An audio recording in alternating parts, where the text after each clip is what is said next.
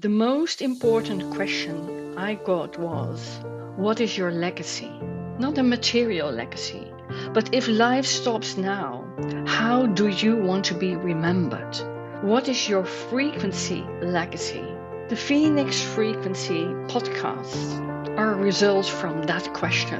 When all seemed burnt in your life, the fertile ash of a phoenix is filled with compassion, love, forgiveness, empowerment, intuition, wisdom, generosity, creativity, resilience, a balance of an evolution and involution, what is needed to rise. I am Nienke van Bezooijen and I live my Phoenix frequencies. On a weekly basis, I share my insights, my resources, and I have guests who phoenix themselves. If it resonates to you, you're welcome to rise. Welcome to the Phoenix Frequencies. For years, a dear friend invited me to her country because she so much wanted me to experience the warmth, the beauty, the purity of the food, everything what could nourish me. So when I got the opportunity to come, I grabbed myself together and booked a flight. Not knowing what to expect, not even knowing if I could do it. Everything was insecure. The only thing I knew, I booked a ticket. And from there, the journey started. First, shortly after I've booked the ticket, I got ill. I had literally 6 weeks to gain enough strength to make this trip happen. And when the date came, I had other obstacles to conquer. For example, leaving my own house when there was a lot of snow in the very early morning. The transport I'd planned failed, so I had to arrange other things. And I made it, no matter of the slippery roads. And then delays. A 20-hour flight, it's quite a lot. But I got an unexpected upgrade, so I could sit more comfortably and save my energy. Another thing I really surrendered to was accepting flight assistance. I had to let go of my obstinance, my pride, and proving myself. It's offered, so why not taking it when needed? I think surrendering became my theme. Surrendering from coming from the snow, going into the heat, and embracing it as warmth. At home, I'm doing everything myself. Now there is the offer to do nothing. On top of that, although I thought I would have internet connections, there was no internet possible. No matter what I tried, nothing worked. So no fear of missing out, just surrender to being unplugged. I had an opportunity for building up and testing my physical capacities, walking with a cane in the tide of the sea, playing around with joy in my photography, being in uncomfortable positions, but seeing the unexpected perspectives. The only thing what I had to let go of was my limiting beliefs. Are you aware how often limiting beliefs are in your way? Where are you limiting yourself? Where do you allow the limits to be a huge obstacle for your growth?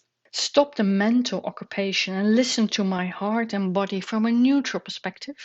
Another thing, I don't speak the language where I was, which is Spanish. I had to let go of my capacity to communicate at all times in English or in Dutch. Overcome that and come from the perspective, I don't speak Spanish yet. So that worked.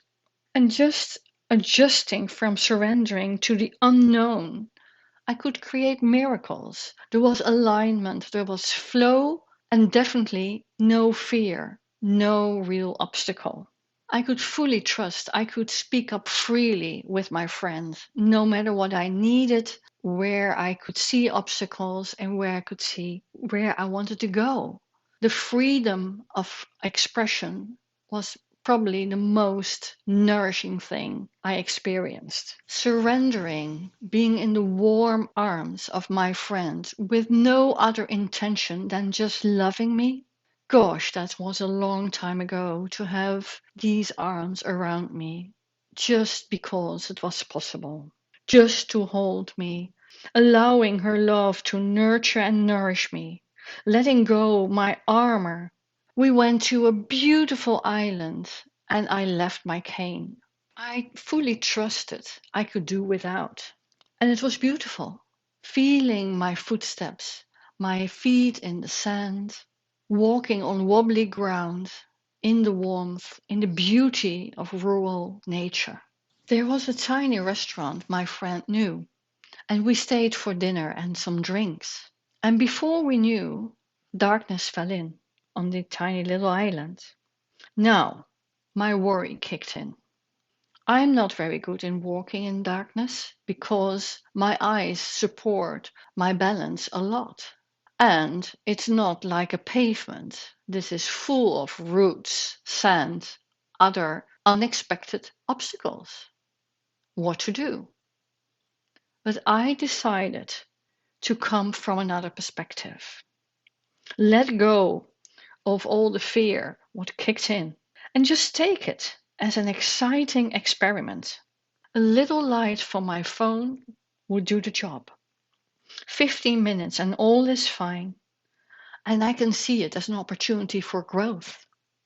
And the next day, enjoying my growing and strength and independence, I take a little walk while my friend was away.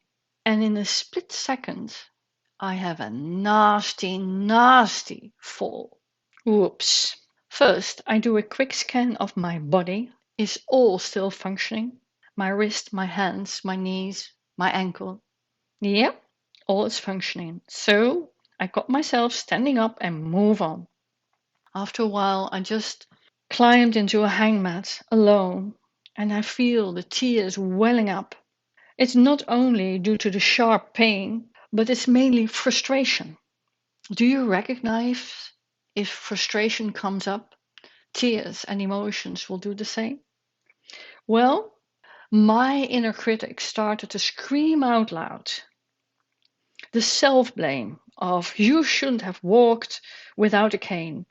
You should have been more careful. Who do you think you are? You can do all this. Now you have to be more of a burden, even more of a burden to others and slowing them down, needing more help. I nearly got into pity city. But when my friend Betty came back, she did the best thing she ever could have done. No pity, she came from true care and she asked me a question. The question was, what can this fall bring you? And with a snip of the finger, I was out of my self blame and self pity.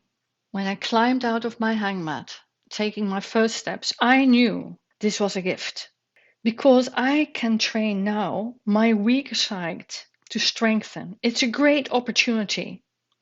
And from there, the pain wasn't less, but my attitude shifted completely. I only was with my friend for a week, but on the last day, we took a boat trip. And there, the boats just on the beach were not in my reach to climb into. A young lad came up to me, just looked at me.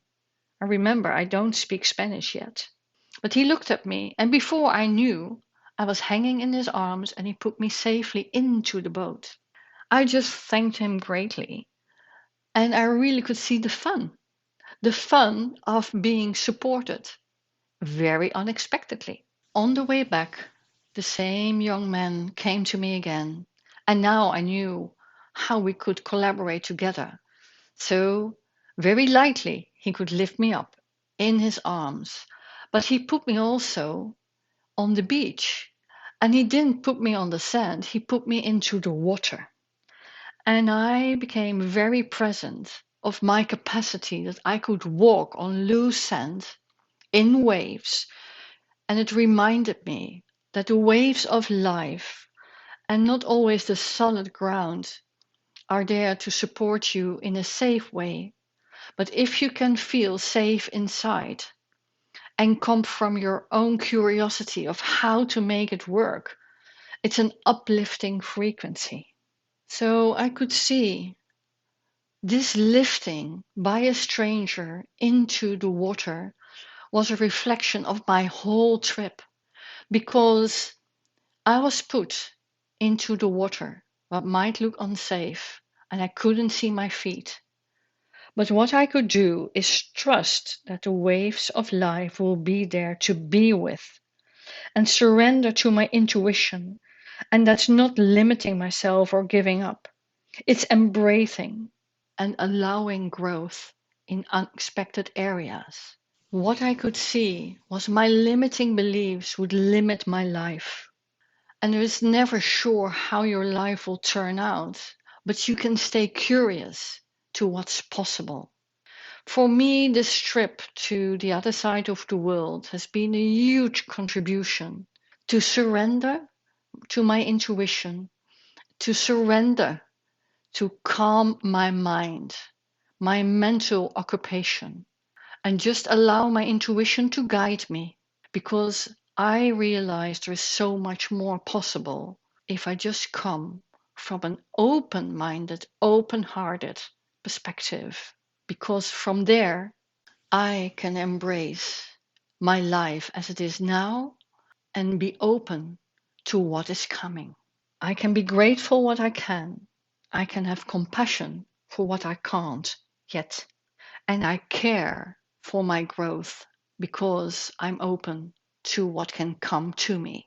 What are you doing? Surrendering is never giving up. The only thing you can let go of are your limiting beliefs so you can live your life to the fullest.